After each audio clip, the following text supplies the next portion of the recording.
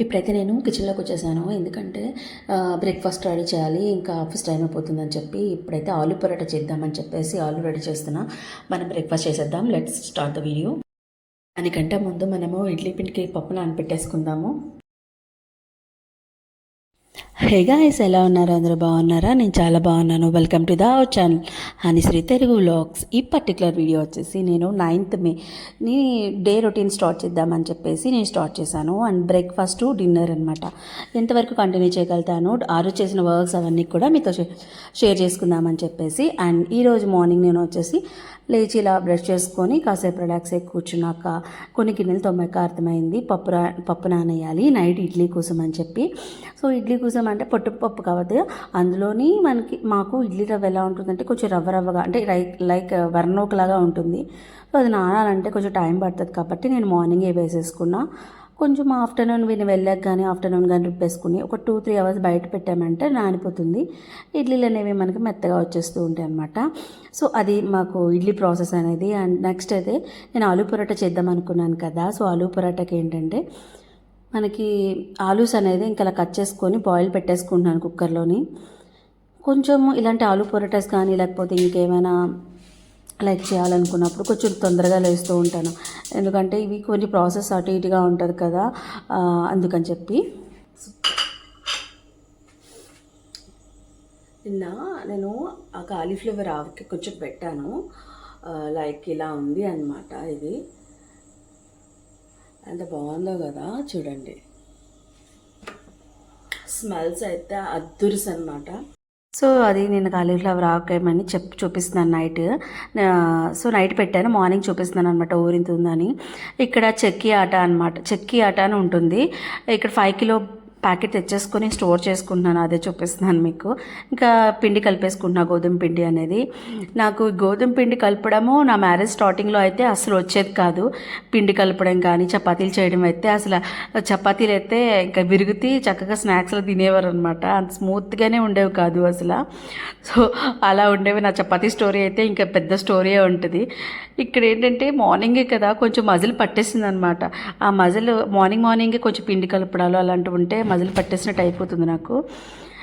So ఇంకా పిండి కలిపేసి పక్కన పెట్టేసుకున్నాను.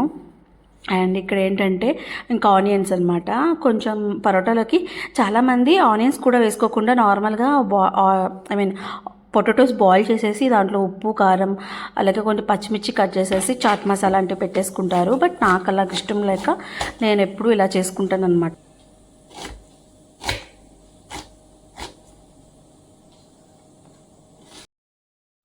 సో ఇక్కడ మీరు చూసినట్టయితే నేను ఆనియన్స్ కట్ చేస్తున్నాను కదా.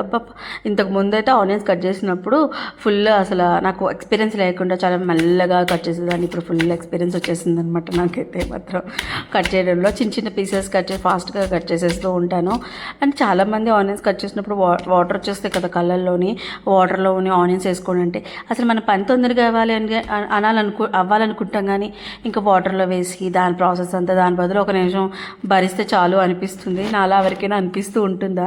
అండ్ ఇక్కడ నేనైతే ఇంకా పొటాటోస్ ఉడికిపోయాయి. ఇంకా నేను ఏం చేస్తానంటే ట్యాప్ కింద పెట్టేస్తాను అనమాట. ట్యాప్ కింద పెడితే హాట్ వాటర్ అంతా వెళ్ళిపోయి ఇంకా కూల్ వాటర్ ఉంటుంది కాబట్టి తొందరగా మనం పీల్ తీసేసుకొని పక్కన పెట్టేసుకున్నాను. అంటే నేను ఎక్కువగా బాయిల్ అవ్వనివ్వను అనమాట, హాఫ్ బాయిల్లా చేయిస్తాను. ఇక్కడ ఇంకా ఆనియన్స్ పచ్చిమిర్చి నేను ఏమయ్యాను ఇందులో జీలకర్ర, ఆనియన్స్, పచ్చిమిర్చి అలాగే కరివేపాకు ఉంటే నా దగ్గర కరివేపాకు లేదు. సో ఇక్కడ మీరు ఆలు చూస్తున్నారు కదా, దీన్ని ఇలా నేను గ్రైండ్ చేసుకుంటున్నాను అనమాట. ఇది దానివల్ల ఏమవుతుందంటే మనకి చిన్న పీసెస్ లాగా కూడా ఉండకుండా ఈజీగా మనకి పరోటా అనేది ఈవెన్గా స్ప్రెడ్ అయ్యి బాగా వస్తుందన్నమాట. బాగా మెత్తగా చేసేసుకున్నాం అనుకోండి పొటాటోని, దానివల్ల జారైపోయే అవకాశాలు ఉంటాయి. గట్టిగా స్టఫింగ్ అనేది మనకి పర్ఫెక్ట్గా ఉండాలన్నమాట. అలా లూజు అవ్వకూడదు, అలానే గట్టిగా ఉండకూడదు, పీసెస్కి తగలకూడదు అనమాట. సో ఇలా మనము ఇలా కూరేసుకున్నాం అనుకోండి, దీన్ని ఆలుని ఇలా పెట్టేసుకొని చక్కగా కూరలా వచ్చేస్తూ ఉంటుంది సన్నగా. దాన్ని మనము స్మాష్ చేసుకోవడానికి ఈజీగా ఉంటుంది. ఇప్పుడు నేను ఈ స్మాష్ని ఆనియన్స్ పచ్చిమిర్చి లోపల వేసేస్తున్నాను అనమాట. వేసేసుకొని జస్ట్ ఒక 5 minutes వేడి చేసి తీసేస్తాను అంతే. బాగా ఎర్రగా అవ్వాలి అలా ఏం అవసరం లేదు. లేదు మీ ఆలులోనే ఈ వేగిన ఆనియన్స్ పచ్చిమిర్చి కూడా వేసేసుకొని కలిపేసుకోవచ్చు. జస్ట్ 2 minutes అలా పెట్టి తీసేస్తాను అంతే. కొంచెం పసుపు కూడా వేస్తాను, ఉప్పు పసుపు వేసేసి ఇలా స్మాష్ చేసేస్తాను అనమాట. ఇక చూసారా ఇంకా చిన్న చిన్నగా తగులుతూ ఉంటుంది, అవి చూసుకొని మనం చేసుకోవాలి. ఇలా మనకి పీసెస్ తగలడం వల్ల ఏమవుతుందంటే పరోటాకి స్టఫింగ్ అనేది బయటకు వచ్చేస్తుంది అనమాట. అందుకే చాలామందికి స్టఫింగ్ పెట్టి పరోటా ఒత్తడంలో ఫెయిల్ అయ్యేది బేసిక్గా అక్కడే అవుతుంది, పర్ఫెక్ట్గా అవ్వదు అనమాట. సో అందుకని చెప్పేసి ఇలా మనం మొత్తం స్మాష్ చేసుకొని దీన్ని మనం 2 times ఒక బ్రేక్ఫాస్ట్ అయిపోతుంది, డిన్నర్ అయిపోతుంది, స్నాక్స్ కూడా అయిపోతుంది ఈ స్టఫ్తో. ఎలా చెప్పనా, ఇప్పుడు మనం చేసే ఈ స్టఫ్ మనకి పరోటా అవుతుంది కదా, పరోటా అవుతుంది. అలాగే మనం ఏదైనా పిండి మిగిలితే పూరి చేసుకుంటే దీంట్లో శనగపిండి పెట్టుకుంటే శనగపిండి కూర అయిపోతుంది. అలాగే స్నాక్ ఆలు బోండా చేసుకోవచ్చు. అసలు ఆలు స్టఫ్ ఉంటే 3-4 టిఫిన్స్ అయిపోతాయి అన్నమాట నా దృష్టిలో అయితే.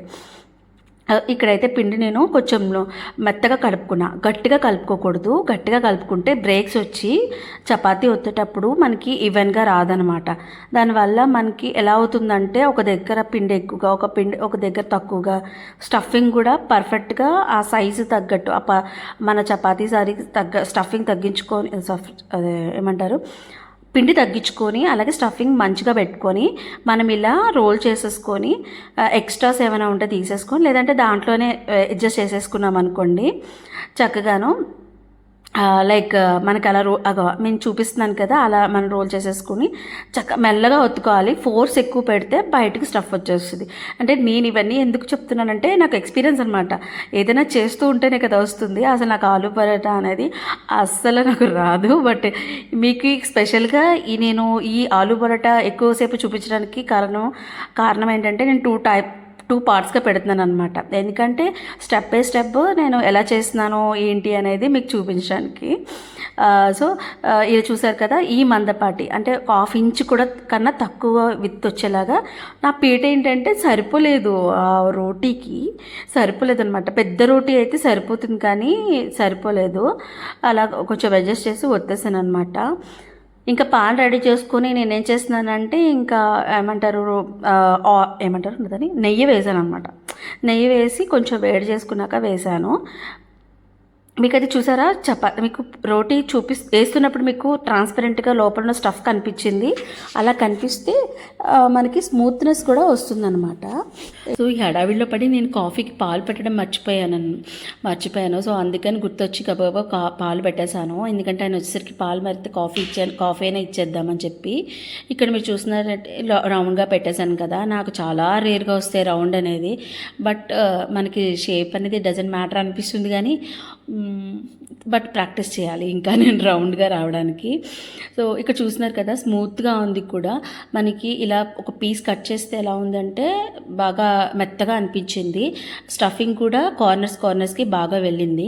అండ్ ఇక్కడ బ్రేక్ఫాస్ట్ అయితే తనకి పెట్టేశాను. ఇంకా టైం అవుతుందని తను ప్రశాంతంగా తింటున్నారనమాట. ఇలా నాకైతే ఇలా బ్రేక్ఫాస్ట్ ప్రశాంతంగా తినడం అది చాలా రోజులకి చూస్తున్నాను నన్ను.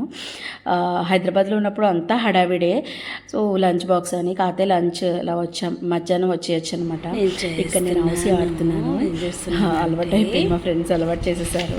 సో అదండి వీడియో. నెక్స్ట్ వీడియో పార్ట్ 2 ఏంటంటే లంచ్ డిన్నర్. ఒకవేళ నా వీడియో కనుక మీకు నచ్చినట్టయితే ప్లీజ్ సబ్స్క్రైబ్ చేసుకోండి, లైక్ చేయండి, షేర్ చేయండి, కామెంట్ చేయండి ఎలా ఉందో.